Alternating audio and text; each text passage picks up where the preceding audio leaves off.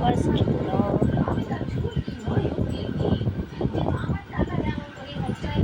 তো এখন আমি আছি বাড়িতে।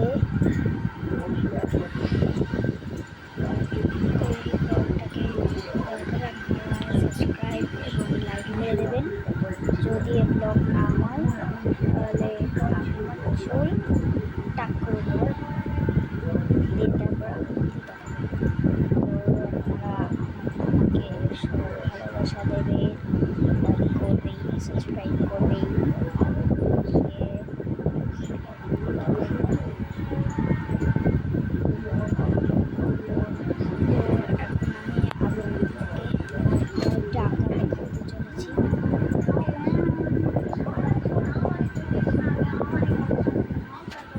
কেমন লাগলো বলবেন এবং